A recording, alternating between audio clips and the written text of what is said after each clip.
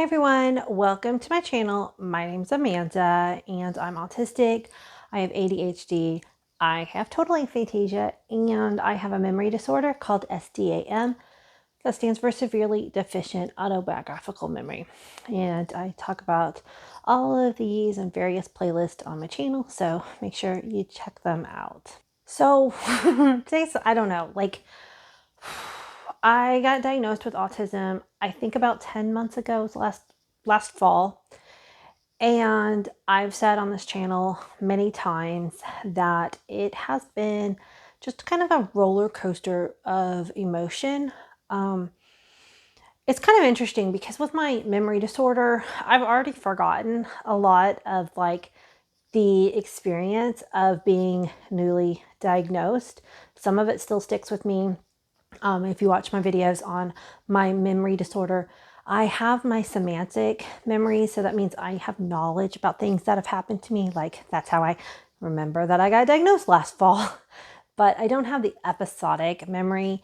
So that is like your autobiographical memory. That's when you actually were to go back and relive the experience.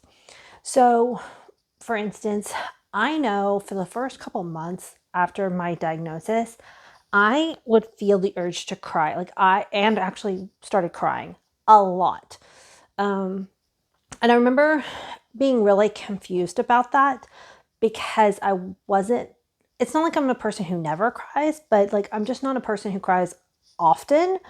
And after getting diagnosed, I was crying all the time. And it wasn't because I was sad that I found out I was autistic. Not at all. Being diagnosed autistic is actually the best thing that's ever happened to me because it answered so much of this confusion that I had about my life.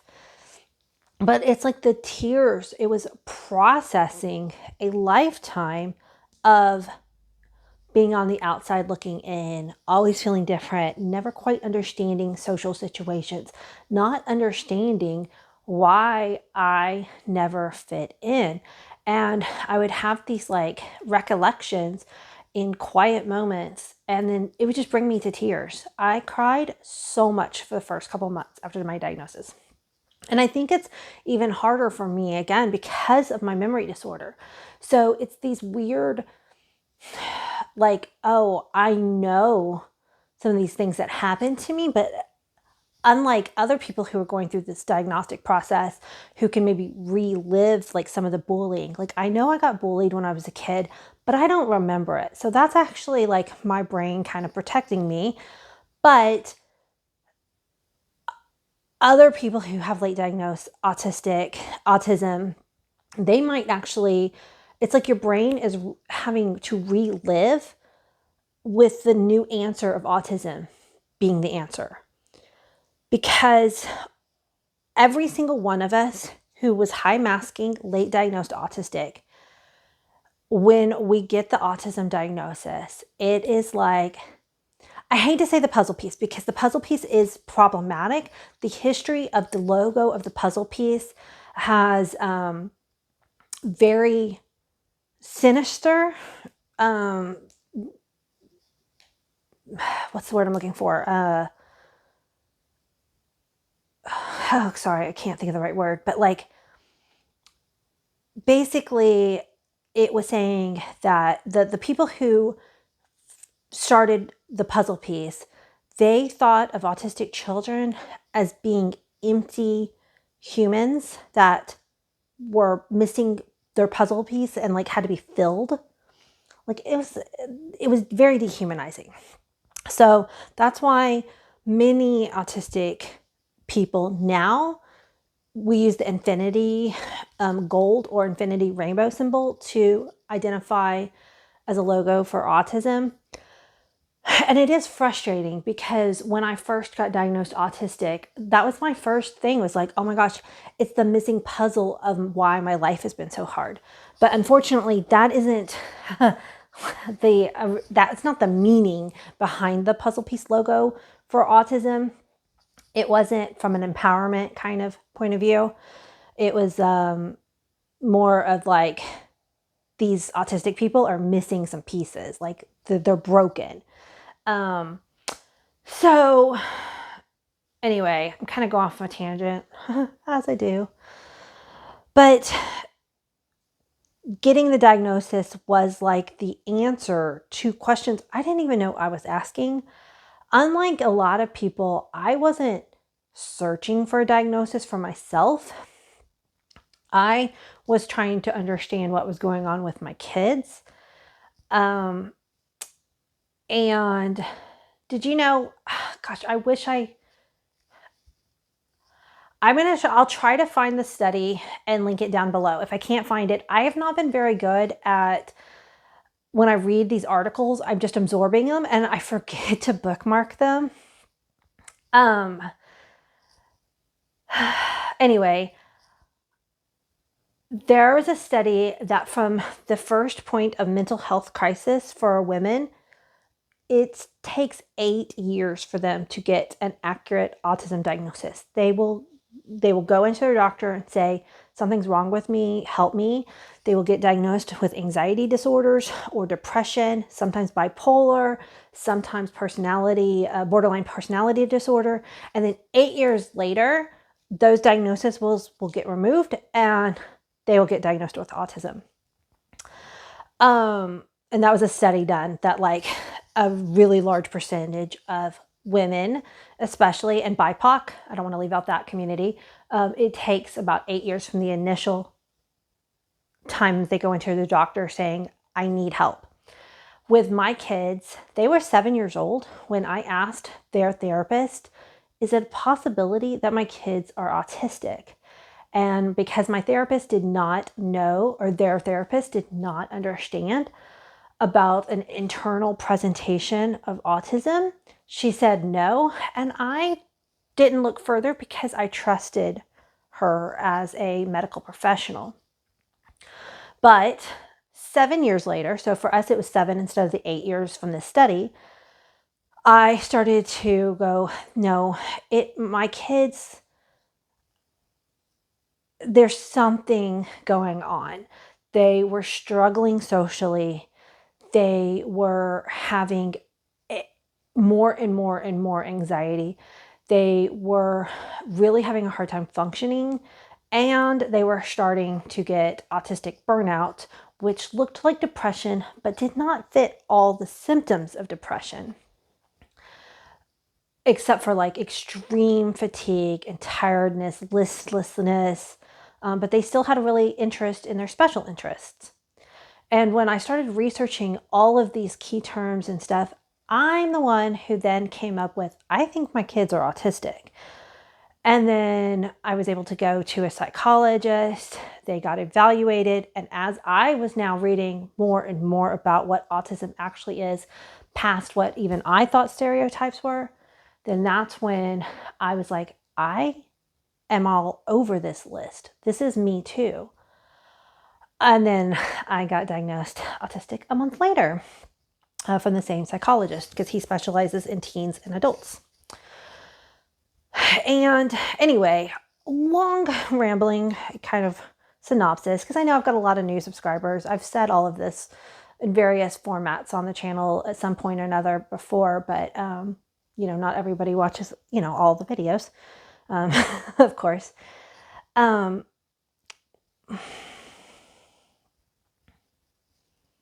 If you're new here, also, I do very little editing. I try to have it where you're interacting with an actual autistic person, and this is how sometimes we communicate.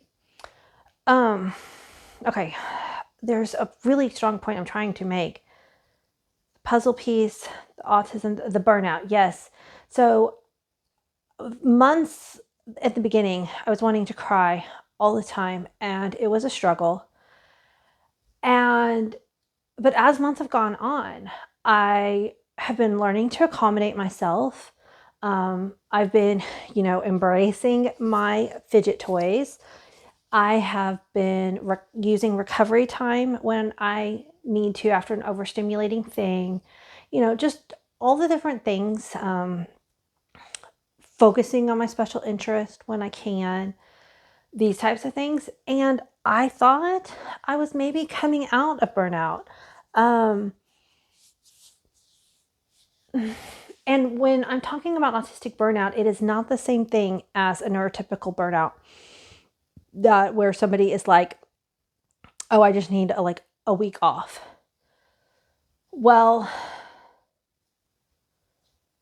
what I'm learning and what I'm kind of seeing is that, and I've heard from other people, but I have to experience things for myself. Burnout can take months and sometimes years to recover from, if at all. And I've heard other autistic people explain this, but I was like feeling so much better, and I would have a hard day here and there, but this last week has plunged me really back into that kind of like burnout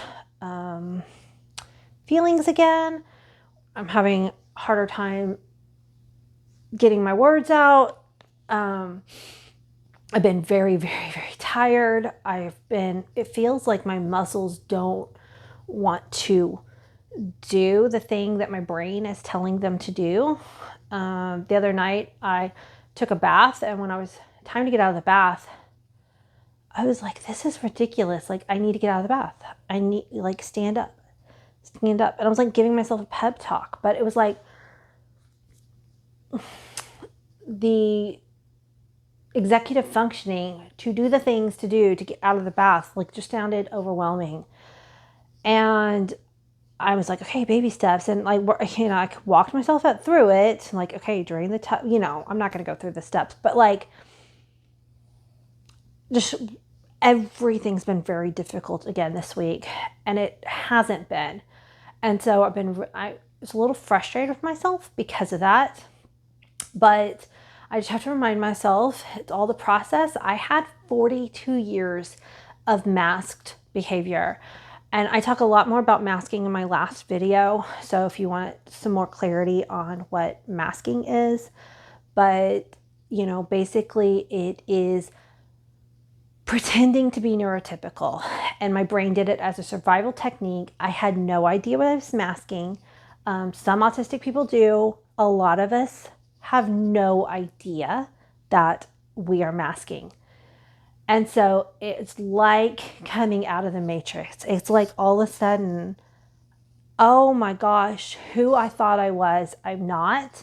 And I'm trying to learn who I am, what feels good, what things I want in life. It's like metamorphosizing, honestly. But it's a process. There's 42 years of these conditioned responses, and it's gonna take a long time. And I know I'll probably get questions about it because I mentioned about my memory disorder in the beginning of this video. So SDAM is not signified with trauma. So people with SDAM it's not like we had a traumatic childhood and then lost our memories. SDAM is an ongoing memory disorder that researchers are still researching it, but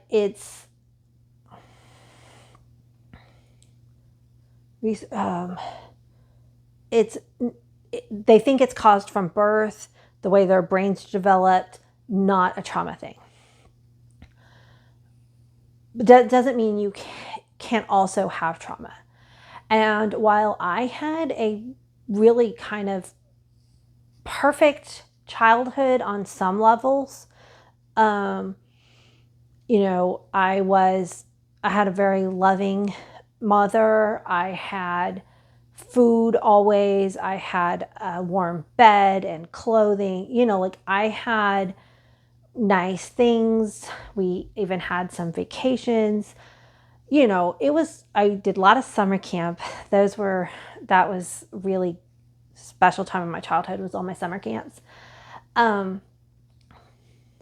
But no fault of my mom's, fault of the medical system. Growing up undiagnosed autistic causes systematic trauma experience to a body, to a human. Being forced to pretend that you're neurotypical when you are not is traumatizing. And it sounds dramatic because it is. And that is part of what this burnout is healing from, is the systematic trauma caused by being undiagnosed. So whenever I come across posts on the internet where a mother or a father say they don't want to label their child with autism, I just want to shake my phone or my computer and say, no, there's nothing wrong with being autistic. Watson, it's just a car that went by. Watson's my pug. He's over there. There is nothing wrong with being autistic. But what is harmful is not knowing you're autistic. So your brain creates a neurotypical mask in some autistic people. Like, some autistic people are not able to mask. My daughter she doesn't, oh gosh, sorry, my nose is really itching. Hold on. My daughter struggled to mask, and that's one reason why I was able to catch the autism, because they started wearing headphones, I want to say when they were like 10 maybe. Like, they asked for headphones and they always needed their headphones, and I'm like, why? Like, what? This isn't normal. You shouldn't need headphones all the time. But they had to have their headphones because sounds were too much for them. I grew up, I would have really benefited for headphones. Like, I get very overstimulated in loud places. But because I didn't have the accommodation of earplugs or headphones, my body, my brain learned to dissociate. So when I was in very loud places, I literally, a part of my brain would dissociate from the experience, which, one, takes a lot of mental power and it's stressful on the brain. And two, actually put me probably in some dangerous situations, because when you are in a public space, half disassociated so that you can focus and try to get through whatever you're trying to get through, you're not all the way aware of your surroundings and your environment. And as a woman, that can be really dangerous in our society. Now that I'm diagnosed and I'm aware of my sensory experiences more, like I said, it's like the mask coming off, and I'm aware that I used to disassociate in these places. And now it's like, I used to love going out to restaurants. Now when I go into a restaurant, I can't disassociate because I'm now aware that I was doing it. So now it's not a choice. Like, I can't. And so now I am accommodating where I wear noise dampening earplugs when I go to a restaurant, which is the accommodation I should have had all along. I don't know. So this last week, something I don't really want to get to on a video. Like, I try to be very open and honest with y'all, but something happened in my private life that I'm not ready to talk about on the internet. But it happened about a week ago, and it really hit me, and it was hard, and it really set me back. And makes me really have a lot of emotions, because I was doing so well, and this has now set me back, and I'm struggling again, and it's hard, and I'm having days where like I said, it's hard just to do anything. But now I'm relying on some of the tools that I've learned. And so I'm learning to just recover and take the time and, you know, stim as much as I need to, because that really helps regulate me. And have patience with myself as much as I can. And I will get back to it, but I'm learning that the burnout recovery is not linear. It's going to have ups and downs. Stressful things are going to set us back. And it's part of the process.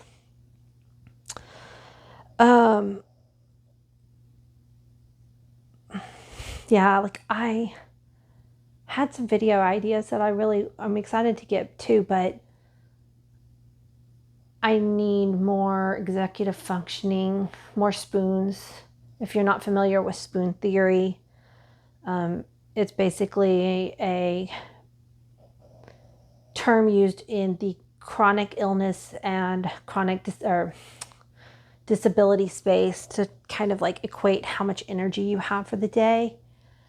And some of the video ideas that I want to do, I need more mental and physical